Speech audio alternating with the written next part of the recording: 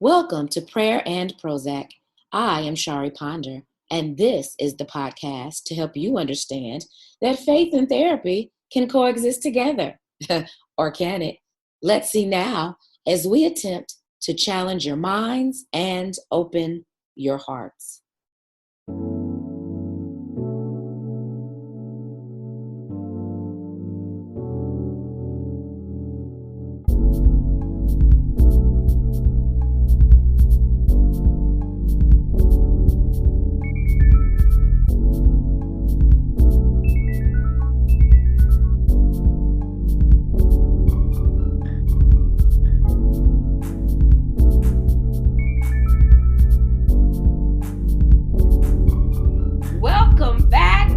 Welcome back. This is Reverend Shari Ponder, aka Pastor Shari, aka Pastor Bay. Why? Because God is before all else.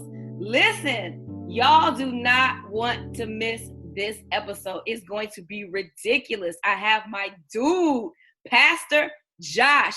This episode of Prayer and Prozac is called the I'm Fucked Up episode. So I'm telling you right now, if your ears are too sanctified or too churchy, you need to turn it off now, which I know none of y'all will. But I'm giving you fair warning, so let's go. I had the pleasure and privilege of being introduced to Josh through a clergy friend, Marcus Stallworth. And Reverend Stallworth is friends with another set of pastors, Myra and Jason. Myra and Jason were featured on Josh's podcast, I'm Fucked Up.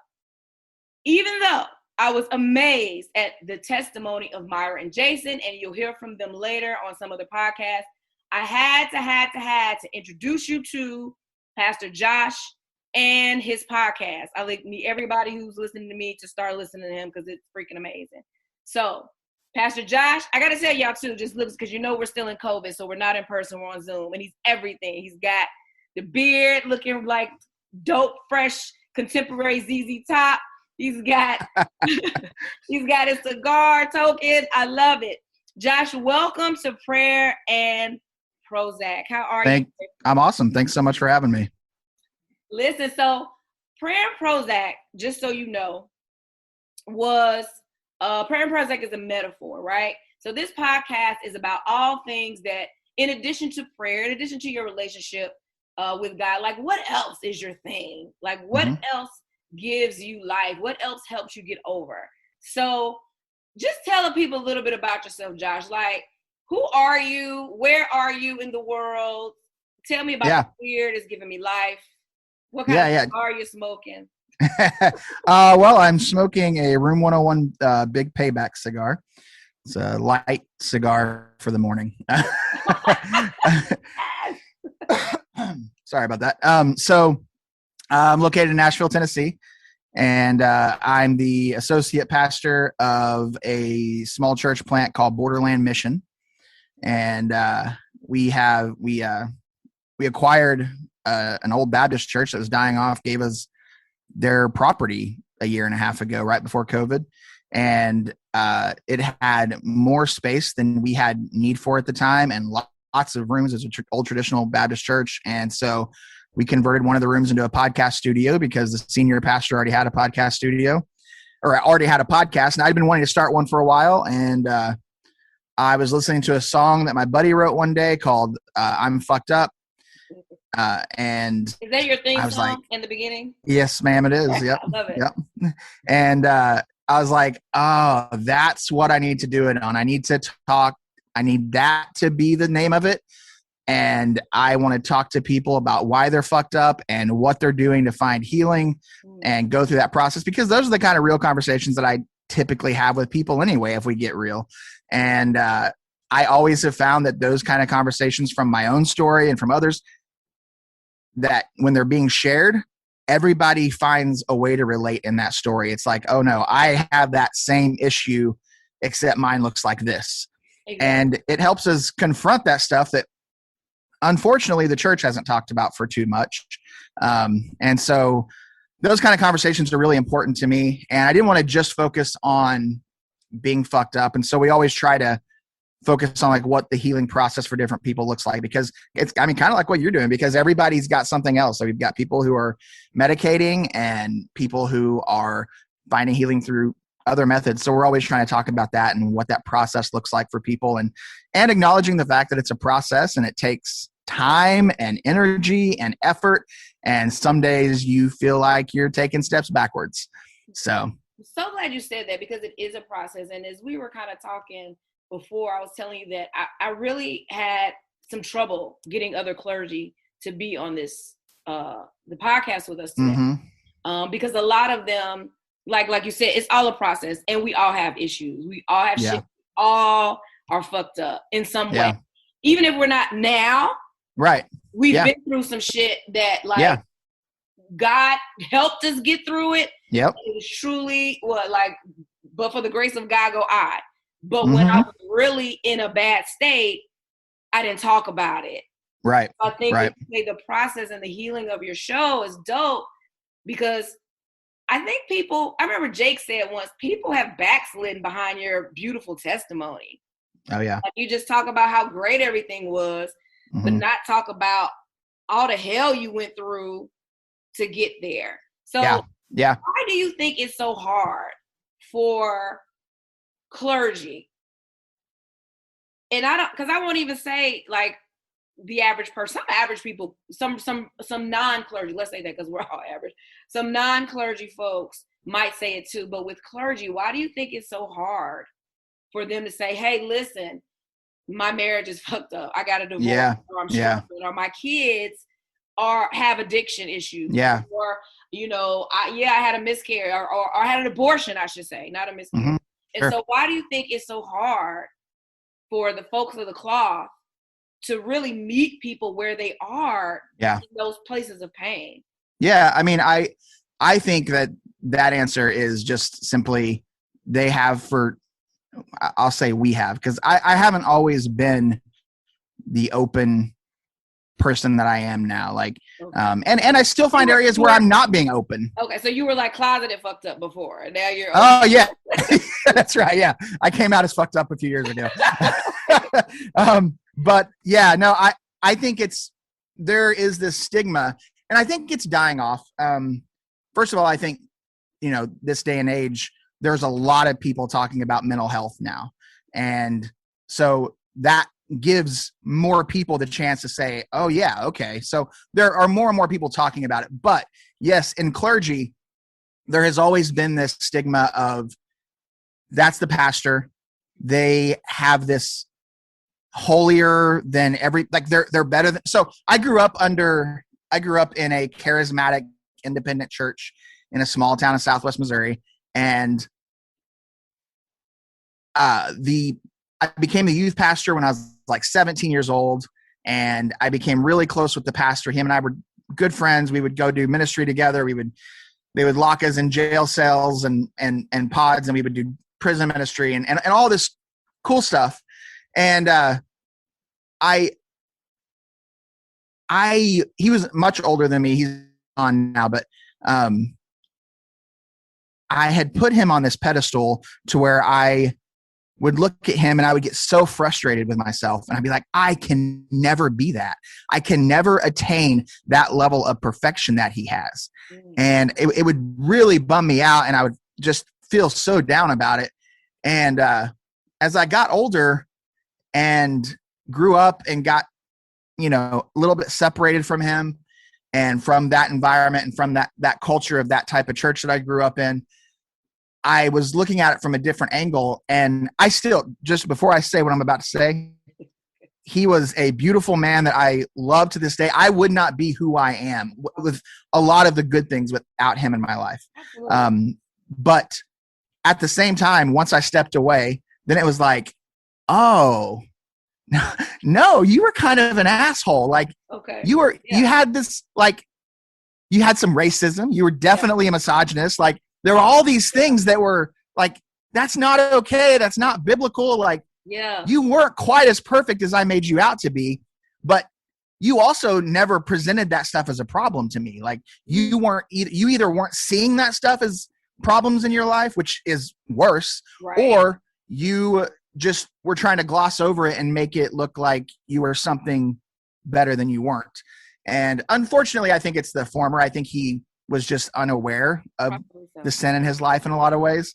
But I think that's what it is a lot, is it's pastors trying to put forth something so that they meet what they think is the expectation and what is rightfully, or not rightfully, but correctly, the expectation of the people. The people a lot of times want the pastor who has their shit together. And that's what I was going to say. Like, it's a duality. It's, you step into the role and it's like, I'm supposed to be this. But then also sometimes people might want to, and you might have experienced this. I've been in places, and when they find out that I'm clergy, everybody begins to clam up. They wash their mouth. They don't curse. They don't drink. And I'm like, I need you to just be yourself. Like, sure, you're not going to get anywhere. Yeah, you're not being yourself. So you do think, the people also kind of. Oh yeah, for sure. Yeah, that they believe is flawless. No, yeah, I've definitely had people leave my church over me. And I knew that would be a thing going in. I didn't realize in planning a church 11 years ago and being, 29 years old, how difficult that was going to be on my own personal mental health. Like, here, I'm trying to be honest with you guys. I'm trying to give you what you want, a pastor who's honest and real. But when it came down to it, sometimes it was too real. Sometimes it was too honest. Sometimes my brokenness was too out front for them to deal with and call me a leader in their life, because they wanted somebody who had their shit together in a better way. And that's not really that real. As you know, once you start talking to clergy people, if they put down their walls with you as another clergy person and they think they can kind of let some of it out, there's all sorts of underlying shit there that it's like, your congregation thinks you're something that you're not. Right. Like, give this to them. Let them know there's still hope. You can still be used by God. You can still work in the kingdom and be fucked up. Let them know that. So yes. In fact, if you look at everybody that Jesus rolled with, they were pretty fucked up. I love Peter, because it's like they come to Gethsemane, the garden, to crucify Jesus. I've been walking with you for 3 years, and I pull out a shank and cut somebody's ear off. Right. They roll up on my boy. Yeah. And Jesus is like, dude, did you learn nothing? Right. Where you been? Nevertheless, upon this rock, I'll build my church. Exactly. Right. Yeah. It really is backwards, because all throughout the Bible, we have these stories. David was as fucked up as they come, and God said he was a man after my own heart. The Bible says David was a man after God's own heart. Like, all through the Bible, we see all these stories. Noah, Adam and Eve, like all these stories of all these people are to illustrate to us that God wants to use us despite the fact that we're flawed and imperfect and super fucked up. And God wants to use us and have a relationship with us. And and we've taken it and made it this thing where everyone's trying to be a celebrity preacher, and everybody wants their notoriety and their 15 minutes of fame. And then you get what comes with that, which is having to be something you're not. Absolutely. So when you talk about the brokenness, I'm going to tell you something that the first thing for me, because having come from a very Pentecostal, charismatic background, now I'm Methodist-Costal, and I haven't, it is what it is. But I am pretty transparent. I mean, my lead pastor's kind of like, she's nuts. I love her. Let's just let her do what she wants to do. Right. I'm like, there's an app for that. Like, there's an audience for me. Yeah. If you have a problem with me, then it's not you, and that's okay. Like, I'm not hating on tradition. I'm not hating on hymns. I'm not hating on your liturgy. Yeah. There's a group for you. Yeah. I'm like, but there's a group that wants to see some authenticity. Now, and have two things. So this kid, he told me that he thinks he's called. He's like, but I'm so imperfect. And I'm like, we're striving for perfection. He's like, but I'm so imperfect, and I'm not this and I'm not that. I'm like, sweetie, the difference between the clergy person is that we said yes to a calling. God said, I'm going to take you right where you are, despite of who you are, in spite of who you are. There's no cleaning up. I'm like, there's nothing you can do. It's grace. If you understand what you believe, there's nothing you can do. God knows you're fucked up, and he's going to use that anyway, just like you said. The question is, will you go? Yeah. Will you go? Will you say yes? And so he's like, okay, bet, got it. Like, that's what I needed to know. But for me, I remember I was interning. I was in seminary and I was interning. and I was preaching this sermon about being a good neighbor. And so I was talking about us being salt and light, and I was talking about how at school, my classmates were protesting.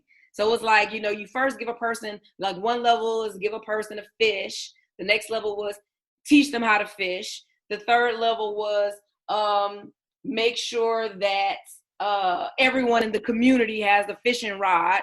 And then the fourth level was make sure everyone has access to the pond, right? Sure, yeah. And so we had a situation at Emory where this young man a few years ago, his dad was on probation from prison, and he was a match for this kidney, but they wouldn't give it to him because they were like, he's a criminal. Mm-hmm. So my class, and I'm like preaching this sermon, I'm teaching, showing, like he's going over women. I'm like, and the students, at Candler marched in, and so he stops me. He's like, yeah. You keep saying this, like, where were you? I was like, yeah, I was. I didn't go. I was like, yeah, I really low key, like, kind of blew it off, and I didn't go, and I was really working on a paper. He was like, then say that. Say that you fucked up. Say it. Yeah. Admit it. Like, I missed the chance to show up in community, but I won't miss it again. Yeah. So that to me was like, I think the first time, and that really just opened the door for me. Like, you know what, from here on out, I'm going to just tell you what it is. Yeah. So for you with the podcast now, so people see you, they see who you are, you have a podcast. What are people saying? Like, what's the reception? Like, I'm fucked up, because they're not going to just say, yeah, I am. Well, maybe they will. But what are your church members, your followers, what's the good and the bad? Yeah. So, well, my church members are also very close friends of mine. I'm very close friends, regularly hanging out with all of them, like just on like, let's get a drink and have a cigar and hang out. So nothing that I'm saying on that podcast is any surprise to them, because they've heard the Hangout Josh. I'm not usually dropping F-bombs from the pulpit. Not that I haven't, but I'm not usually doing that. Wait, pause. So you have dropped an F-bomb from the pulpit? Oh, fuck yeah. yeah. Oh yeah. Yeah. And they were just like, amen. Like, amen. Okay. I mean, if it fits, it fits. That's all there is to True. it. Okay. I'm going to be defrocked hanging out with you. I'm pretty sure. I'll probably yeah, that's I don't do the frock. That's the thing. Right. Yeah. So I mean, there's the people that know me, there's no surprise here, because they've heard all of this before. They know that this is what I'm chasing. And and I may have said this already, but just to be clear, I am trying to be transparent and honest and open person. I definitely fail at it at times. I definitely don't go march when I should have gone in March, and don't mention it. Like, I'm still fucked up. Like, I'm still not doing everything right. I don't think that I have all my shit together just because I'm trying to tell people I don't have my shit. Like, I don't think I'm better than it. Like, it just is what it is. But yeah. So, I mean, my mom won't listen to the podcast. Well, your mom is oh no, hell no, yeah. Like, going to hell, like, this is. She won't say that to my face, but I feel like it might be being said behind my back. Your back. Yeah. Yeah. So I mean, but that's part of the reason I did name it what I named it, was to weed out anybody that would be surprised by the content of the podcast. Good. I wanted to be able to say the things I wanted to say. I didn't want to have to sit there and censor myself and, not be my authentic self, because I usually try to censor myself from the pulpit, just because you don't want to shock visitors, and it's live on Facebook, and sometimes there's kids and stuff. So I'm pretty careful about that. But when I'm trying to censor myself, I come off sounding like a moron most of the times, because I'll get all the way there before I realize I need to stop what I'm about to say and reword it. And I sound like an idiot. And I'm like, I'm going to already be afraid I'm going to sound like an idiot every time I record a podcast. I need to just put it out there from the start. We're fucked up. This is what it's called. You're going to hear this in it. And so that's part of why I called it. So it weeds out anybody that would probably give me too harsh a critique on things. You have your follow. You have your group. Yeah. They know what to expect. Now, I think so. So how has it been ministerial. I know how it has, and again, I want everybody that listens to go check out the podcast, because if you listen, you'll hear it. How has it been a ministry tool? Because yes, you're still pastor. Yeah. So, I mean, just in the same way it is in any kind of real anytime you're sitting in a conversation with a group of people and you have two people that start talking, or one person that's just sharing their story, the power that's in that story is evident, because somebody is being honest and open and transparent, and everybody there appreciates that. Everybody there relates to it. So the way it's the ministry aspect of it that exists very obviously to me is I'm getting messages regularly of people just being like, oh, that story right there, that I couldn't hardly get through it. I was moved to tears, blah, blah, blah. Because some of these stories are like, everybody we've had on, I pretty much know there's been a few people that weren't, like, I'm not bringing on famous people. Like, I'm bringing on random friends for the most part at this moment. Like, we're still new. We've only been doing it for a little over a year now. And, so, like, who's the most fucked up that was most powerful and ministerial? It depends on who you are. Like, yeah, like one of my favorite episodes that we did is with my pastor I work with here at Borderland. His name's Joshua Stump. And we're both named Josh. That's real confusing to people. Sorry. And so we did, I think, 5th or 6th episode, maybe. I'd have to double check, but we did an episode with him. And his story was really good, but also one of the things he talked about in there is the 7 stages of faith that he got from this old book when he went through a spiritual direction course in Arizona. And it's talking about the 12 stages of faith, but there's this part in it where basically your first 3 stages is kind of where, and you have to listen to it, and I'm going to literally butcher the whole idea of this probably. Let's see if I can briefly get it out. But the first three phases are basically where the modern day church has been stuck for a long time. And the 4th stage is the wall, which is when you come up against some real shit in your life. Yeah. And real shit that makes you question everything that you believe, everything that you've said, everything that you've done. And you either push through that and really find faith, or you sort of run back to the not childlike, but childish faith of yesterday. Yeah. Your VBS. Or you just come to the wall and you're like, fuck it, I'm done, I'm out. Yeah. And that episode was really powerful to me because I feel like I know that story, and I feel like it explains like why I see a lot of people in the place that they're at and stuff. So that's a really powerful one. I would be hesitant to say who the most fucked up person that we've had on is. Okay. But there are some really fucked up stories, and sometimes we'll have one on and I'm like, oh, that was pretty mild. Like that. I mean, I feel like that person was being honest, but their life has been good, and they've come out really on top of it.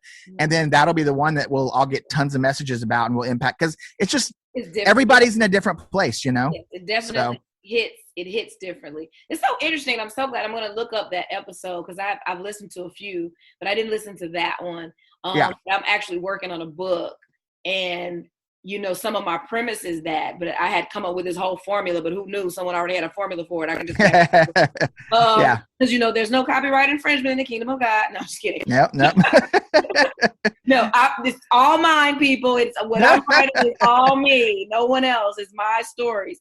But yeah, when I listen to the episodes, it's like, there's the laughter. And here's the other thing, because I really do think Jesus had a sense of humor walking the earth. Yeah. And sometimes Christians take ourselves so seriously. Or as that say, you're so heavenly bound, you're no earthly good. Right. Yeah. And so it's like, you're just not present. And sometimes just being present and listening, you hear that in the narrative, that universal piece. It's like, damn, that was me. Yeah. And so when they say, but here's how I got through it. Here's what you can try. Here's what you can do. Here's who loved me back. Yeah. And in that is where I really came to know Christ. Like you said, like in that struggle, because those broken places,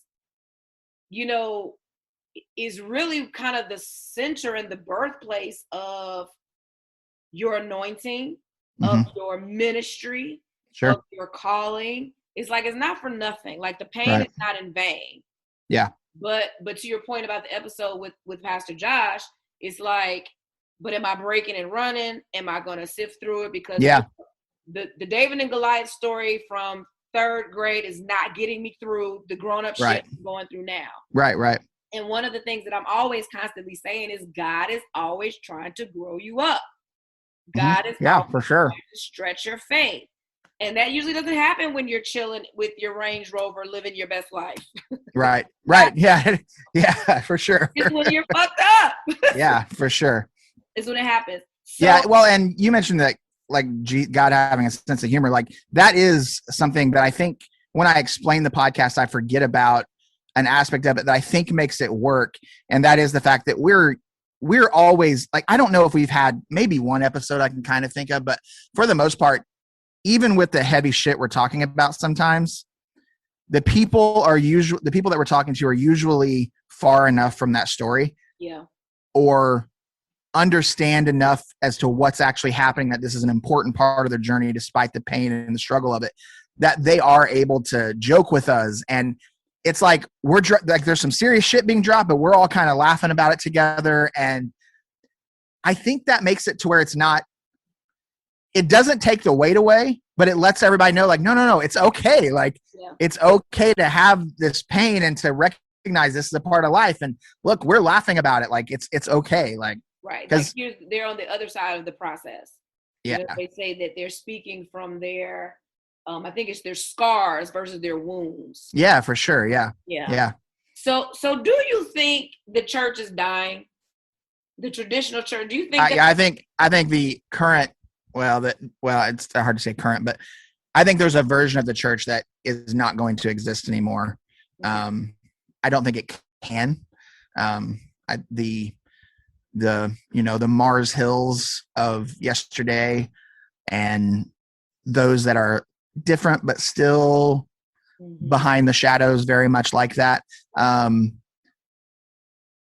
don't think they're going to have a place that's going to.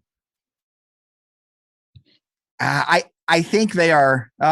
It's written. No, I don't. I mean, yes, I do think that there's a version of the church that's dying. I think there always will be a church, but I don't think that what people called the church 10 years ago, probably the majority of people will probably ever exist. And what are some of the things that will probably be going? I think mega churches. Yeah, I do. I think they'll fall by the wayside because I hope that people are more and more looking to church for a real connection. Yes. And I think a lot of times, not always, but I think a lot of times that's hard to find in the mega churches. I also think that the mega churches intentionally or unintentionally support the idea of celebrity pastors. Okay. And I don't think that that's going to last because I think people are starting to see that if you're a celebrity, there's a reason that everybody likes you, or at least this large group of people. They all love you, no matter what bullshit comes out of your mouth.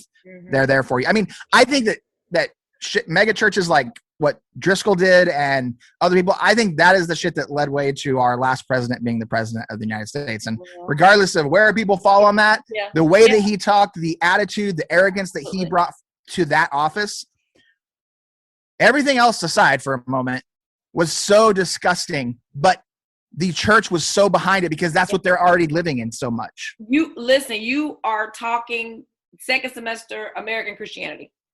Like the whole, again, wherever you fall on the spectrum, the style, the modality was that. You are absolutely right. You're absolutely right. Francis Chan broke his whole church down. Yeah. And I remember he was mega church, and for those of you who don't know, broke it into smaller groups. And I even tell people, we're not a mega church. I've worked at a mega church. But, it's like, you can't just come for this hour on Sunday. Right. You really have to get in some small groups. You really have to fellowship. You really have to get with people. And it's so interesting because even some of the people that I talked to at the mega church, one of the things when I had them in a small group that they didn't like was this. I don't like the pass the peace moment. I said, when we're hugging each other, like, that's kind of like why we're here. Yeah. I was like, but that really blew my mind, because I'm like, wow, the part, and I'm not, anti mega church. I think there's and just to be clear, I'm not either. Yeah, no, definitely there's some good and some bad, but to your point, I'm like, here's something that we've missed. You like coming in here in the group and not having to talk to anybody. It's entertainment over participatory. Like, yeah. And so the part of the service that you dislike the most is when you have to show Christian love. Yeah. Fellowship with people. And I'm like, you guys, that's kind of working backwards. Jesus actually wants you to, like, talk to each other, hang out, have dinner, cocktails, whatever. So this guy who wrote, and I don't know if you know this book, Rethink Communication. I don't know it. Phil Battle. Okay. But at the beginning, he says the church does not have a message problem. The church has a message delivery problem. Okay. So this is my follow-up question to the church dying, because I do believe the Church of Jesus Christ, right? That's not going to ever go. The message is not going anywhere. No, exactly. Yeah. So other than podcast, because I think this is ministry, right? Sure. What are some other ways that we could be authentic outside of just the traditional pulpit? You have podcasts, but what are your thoughts there? Like, what else can we do to revive? Because I feel like we need a revival, like a real revival, go hard, love Jesus thing. My answer for that is not usually well liked, but I think that what the answer to that is, at least part of the, it's not, I don't think it's the answer, because I don't think I have the answer, but I think part of that answer is that not just we as Christians, but specifically we as clergy need to get out of our damn church offices. We need to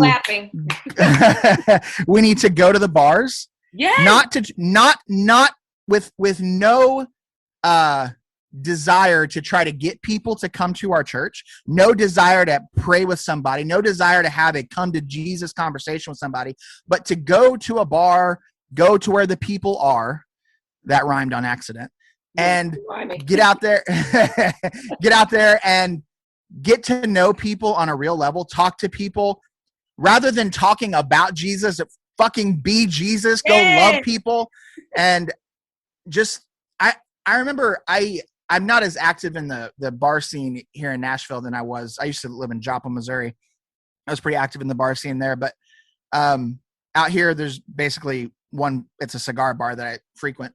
And but I remember when I was in Joplin, there'd be multiple times that I would go out at least once a week, and I'd hang out at the bar. I'd go watch a show, meet some friends for a drink, and just get to know people and hang out. Like I wasn't talking about Jesus. I wasn't sure as hell wasn't talking about my church. I just wanted to, I appreciated the community that was happening there, and I saw value in it. And then all of a sudden, sure as shit, every time somebody at some point would be like, man, I had just had a crappy day, a shitty day. And I wasn't trying to have that conversation with them, but I would just have a real conversation with them about, sort of like what I do on my podcast, kind of like what we're doing here. And because I'm full of Jesus, that does come out at times. Yes. But it wasn't my goal. It wasn't my intention. Was just to help them, to love them, to walk through this part of life with them. Like, my favorite thing to say, and it didn't used to be early on in my years pastoring, but it is 100% my favorite thing to say. And it's still not easier, but I enjoy it. I think other people appreciate it. Is that, I don't know. I don't know. Yes. I really don't know what to tell you here. I don't think there's an easy answer. I don't think there's an easy solution. But I can be here with you, and I get how it hurts. I get how it sucks, whatever it is. But like, just being willing to get out of their offices and be with people, I think that's where real stuff's going to change. And I think it probably has happened some, but all too often, I think that we as clergy are so interested in growing our empire that there's motivation behind it that's ungodly. Mm. I think it's ungodly to get out there and say, oh no, I'm gonna go meet some people, I'm gonna grow this church, because you're talking about growing your church. Like, let's just talk about connecting with people and being Jesus where they are, and let them find Jesus through your relationship. And yeah, like I completely agree. The connectivity is everything. Connectivity is like one of my gouge friend finders. So maybe it's easier for me or you or some people to just be. I think with your podcast is showing, and what you're showing here now is like literally just be yourself. You don't have to do church. Just be the church. Right. Yep. Just show up and just be present. Yes. Because it'll come up. And I used to tell people all the time, because I'm big about getting out of the building. And I have friends who are like, my first year, the church ringed me because I was never in the office when they came. And I'm like, well, good for you, because you shouldn't be in the office. You should be in the streets. And so Jesus was in the streets. Like all of our Bible narratives, with the exception of Jesus tossing up tables and getting lost in the temple with his parents, he's out with the people. Absolutely. And so I completely agree with you.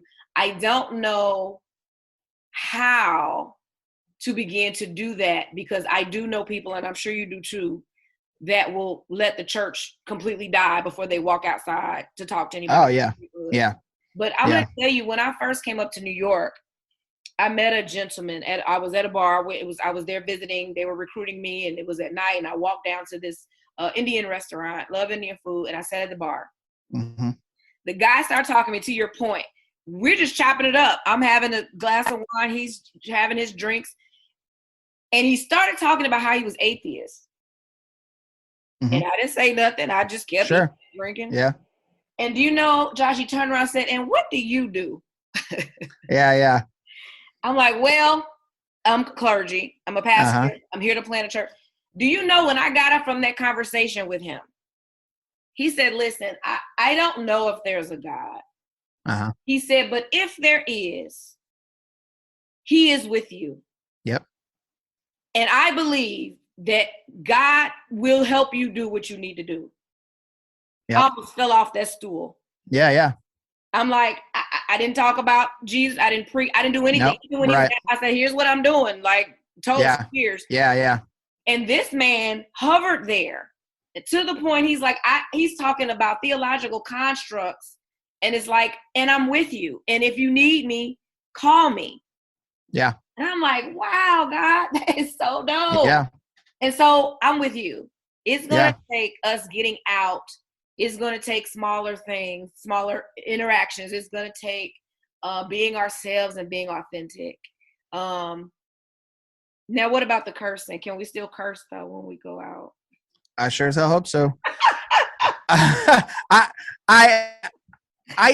Here's the thing. If we aren't, so I've had that very similar conversations to that with people of the same background and stuff. And that's how it goes. You know, if they ask what I do, it's always, there's not always, but oftentimes there's like, whoa, you're a pastor? Like there's the, like, what are you doing here? Why do you have a cigar? Why are you drinking? Blah, blah, blah. I just heard you say fuck 3 times, you know, and they count. They do count. Which at this point in my life, I'm just annoyed by that. I'm just like, yeah, okay, I know. But the reason that happens is because the church has put forth this facade that isn't real, that isn't an attainable thing. Like it's like, okay, let's be the unpeople. Let's be the people that no one else is like, because that's how we're going to show the love of Jesus. Is we'll be the unpeople. We'll be so different from everybody else. And that's not, like, we are called apart. We are called to be peculiar, but it's not to be because we don't say a fuck word or we don't have a drink or all of these things. It's supposed to be because of how we love, how deeply, how real, how honestly. If God is love, that should be the reflection that's coming forth, not all this bullshit that we put forth of, well, I don't drink, I don't cuss, I don't smoke. And what's happened because of that is people think, oh, all I have to do to be a Christian is to not do these things. Wow, like this good, Josh. This, like, I'll put on this false morality, and that's what's going to make God accept me, and then that's going to fuck him up 10 years down the road. You're absolutely right. Josh, I love you, bro. I love you too. Like, you are so real and so raw. It looks like you might be frozen on my screen, and our show is wrapping up anyway. And I love that we wrapped up on love, being Jesus, truly just being love. Yeah. I'm going to give any specs so I can have everybody tune in. When do you drop your podcast episode? Sure.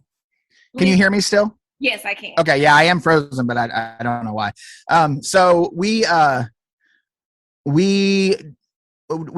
unless something goes wrong, which has happened, but not often, we drop a podcast every other Monday.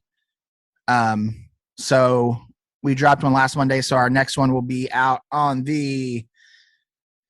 sorry, I got to look at my calendar. I don't know what the date. The 16th will be our next one. Awesome. So then every other Monday after that, we drop one. So. Got you. So every other Monday, I need y'all to check out my boy, Pastor Josh, who is showing real love and authenticity. And I'm sure that you will find a way to connect with right now up to 26, 27 episodes of I'm Fucked Up. We're all going through, but I love that you are lifting that up. And I pray that even though all those who listen to me, listen to you, and have an opportunity to be blessed by the brokenness. To be blessed by the brokenness. So y'all make sure y'all check out I'm Fucked Up. Josh, any parting words before we go, brother? No, I really appreciate you having me on. If you have trouble finding the podcast, we have a website. It's imfuckedup.net. So yeah, do you want to give any other social media handles or shout outs or the Instagram's I'm Fucked Up Podcast. Check out Catacomb Podcast. That's the podcast that my the other pastor I work with does, and it's a lot cleaner. Your mom might be okay with it. Yeah. All right. I mean, they'll drop some words now and then, but they're talking a little bit higher theology than I do, and they're also talking cynicism in the church and how to make that better. So I'm a huge fan of their podcast, so I'll give them a shout out here. It's called Catacomb Podcast. Actually, you can find both of our podcasts on borderlandmission.com, which is the name of our church here in Nashville. So, but no, I really appreciate you having me on. This is, I've only done this one other time, but again, since I started doing my podcast, I've only been on somebody else's podcast one other time. And it's a lot of fun. It's a lot of fun being on this side of it. So, man, I thank you. And I'm definitely going to have you back because it's a lot of fun. Yeah, I'd love to. I need to have you on mine sometime too. Yay! Yeah. Let's do it. Everybody, thank you so much for listening in on this episode of Prayer and Prozac. I know that you're going to be blessed. Please check out my dude, Pastor Josh. And listen, y'all have a great week. Continue to pray. Continue to take your Prozac, whatever that is for you. Above all, remember, Jesus loves you. I love you just as you are. I'm out. Pastor Bay out.